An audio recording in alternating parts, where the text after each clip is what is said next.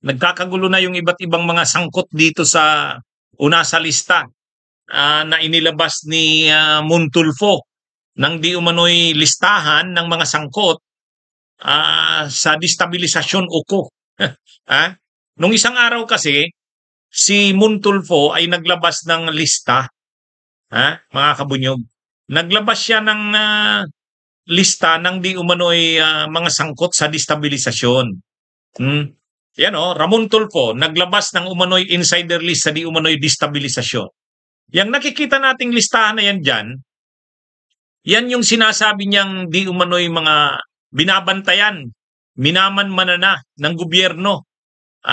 Ang mga nandyan sa lista, linagay niya si Romeo Pukis. Si Romeo Pukis, retired general yan ng Air Force.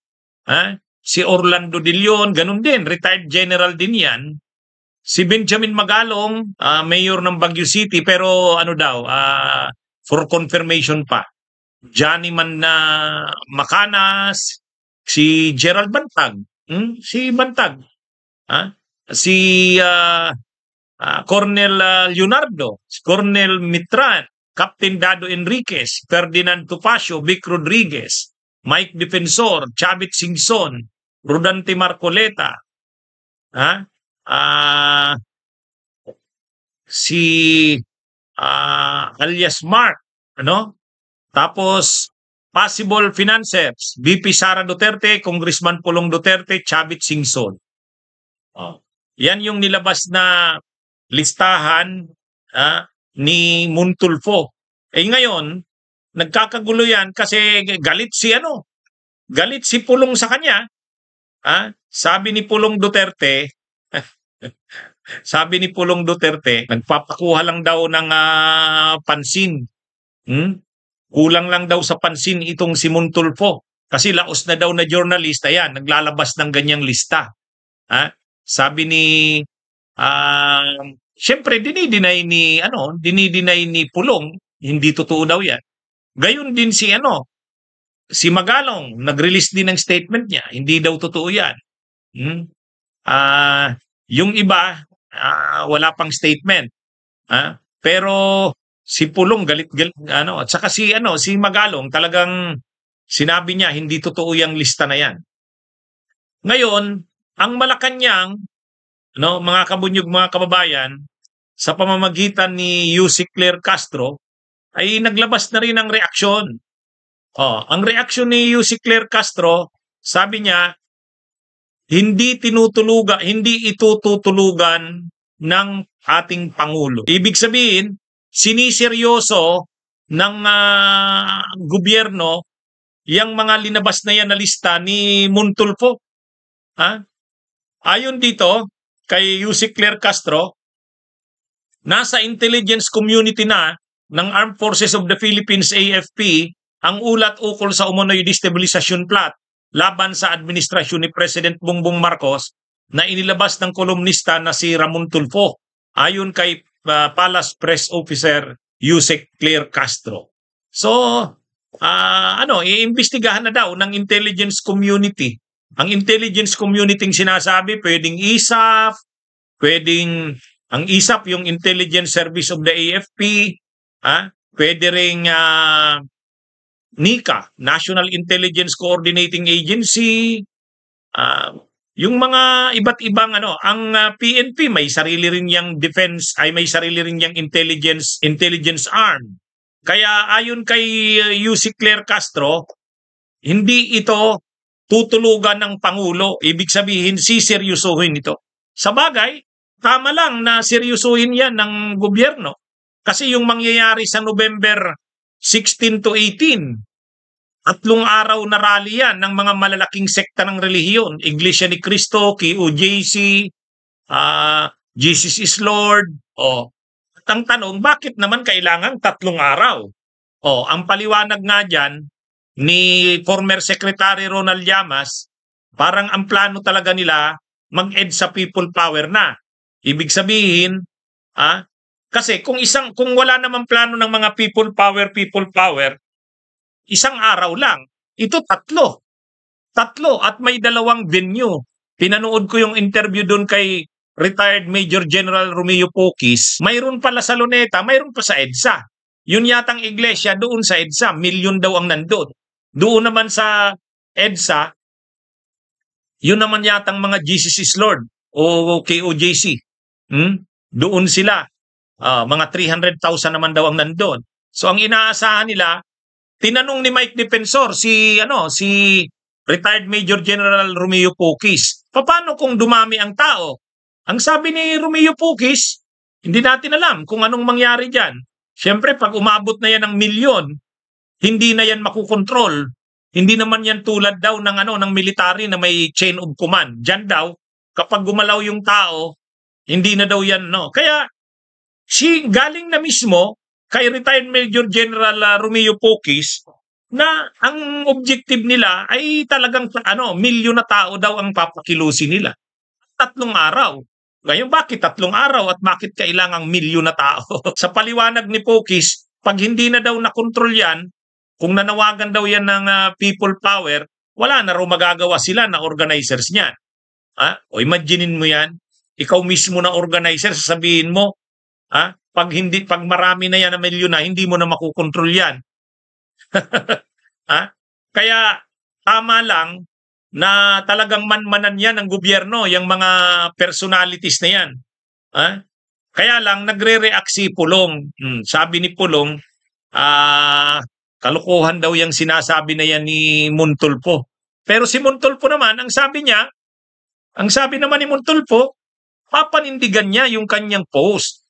Kasi mayroon talaga siyang source na reliable. Hindi daw yan gawa-gawa niya lang.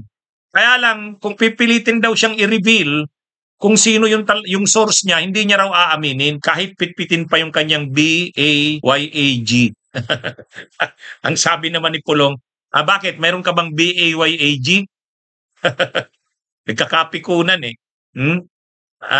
Mga kabunyog, mga kababayan. Ayan yung pero ang sabi ni Yussi Claire Castro nga, official statement niya ng Malacanang, hindi nila papalampasin itong na to. Hindi ito isang bagay na tutulugan ng Pangulo. So ibig sabihin, seryoso. Kasi ngayon talaga, kahit si former Secretary Ronald Llamas, sinasabi niya, mayroon talaga silang namumonitor na mga galawan. At kung titingnan natin, bakit nagsasabay-sabay? Bakit nagsasabay-sabay? Mayroong planong kudita sa Senado. Dapat sana kahapon, papalitan na sana si Soto. Kaya lang hindi lang natuloy dahil sa Super Typhoon Uwan. Mayroon ding rally sa 16 to 18, 3 araw pa. At na milyon daw ang papakilusin na tao, 3 sekta ng relihiyon. At mayroon pang panawagan ang mga retired military generals at officers na sasama sila.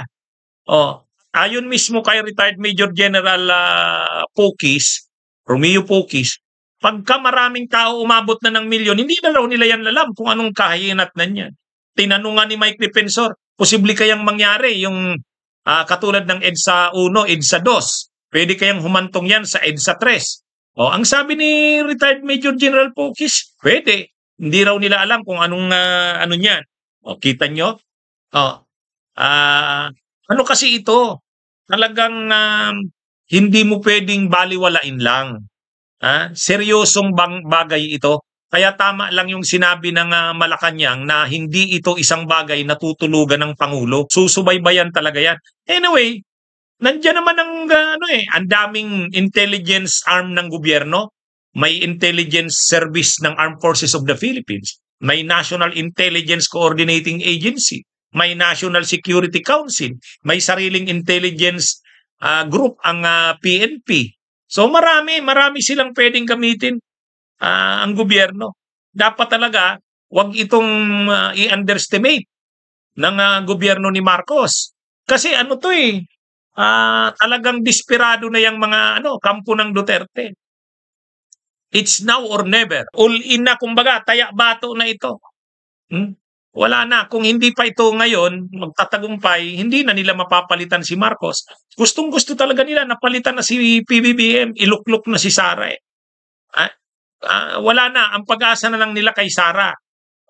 Kasi una, sa parte ng Kingdom of Jesus Christ, KOJC, wala na, halos sigurado na nakakasuhan si Joel Villanueva. At malaki ang posibilidad maaaresto ito at makukulong. Siyempre, gusto nilang pigilan yan. Ang Kingdom of Jesus Christ naman, KOJC, GAL pala kanina kay Villanueva, KOJC naman, wala na ring pag-asa si Kibuloy, denied yung petition for bail, nandyan pa ang banta ng extradition ng US. So, gusto nila mapalaya si Kibuloy. Paano mapapalaya? Pag nagpalit ng administrasyon. Yun lang nakikita nila dyan. Si Duterte din, denied yung interim release. Hindi rin umubra yung challenge sa jurisdiction. So wala na. Nandyan pa ang banta na isusunod ng arestuhin si Bato at si Bongo. At yung mga senador ng minorya, nandyan. Ang dami ng kakaharaping kaso. Kumbaga, lahat ng ito gusto nilang pigilan. Kaya pinapakilos na nila lahat nila ng pwersa. KOJC, INC, JIL.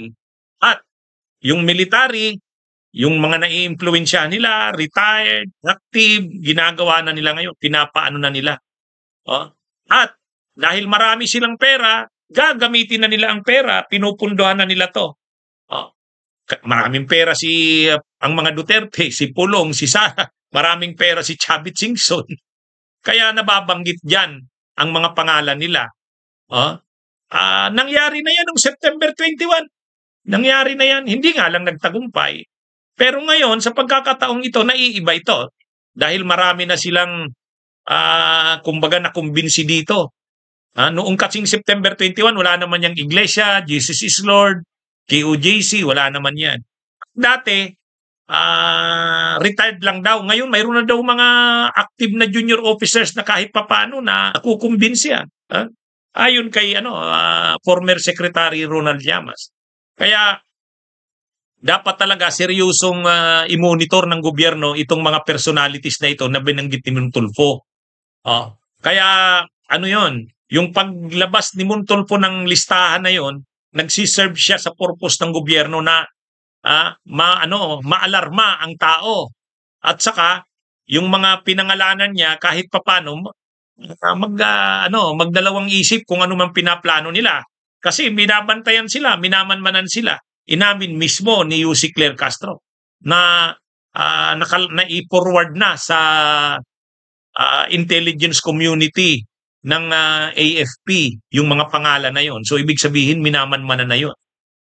Actually talaga, hindi naman ang problema ng administrasyon, hindi naman yung mga leftist. Hindi naman yung totoo o lehitimong mga nagsusulong ng advocacy laban sa korupsyon. Kasi yung mga leftist, yung nagrally sa Luneta noong September 21, mapayapa, tahimik naman yun. Yung mga simbahan, eskwelahan na nagrally sa civil society, na nagrally sa EDSA People Power Movement, tahimik din yun. Mapayapa din yun. Ang naging magulo lang talaga, yung mga pinangunahan ng kampo ng mga Duterte, talagang ginagatungan nila na magkaroon ng kaguluhan. At nandito na naman yung mga grupo na yan. Mas planado ngayon, mas malawak ang mga pinaplano nila. So talagang kailangang bantayan ng gobyerno ang bawat galaw nila. Kaya tama yung sinasabi ni Yussi Claire Castro, hindi ito isang bagay na tutulugan ng gobyerno. Bunyog, bunyog, halikan na kasama ka. Bunyog, kapag buklod ay may pag-asa. Luzon, Visayas, Mindanao, isa ang pananaw. Sa bagong Pilipinas ang bunyog isisigaw. Bunyog.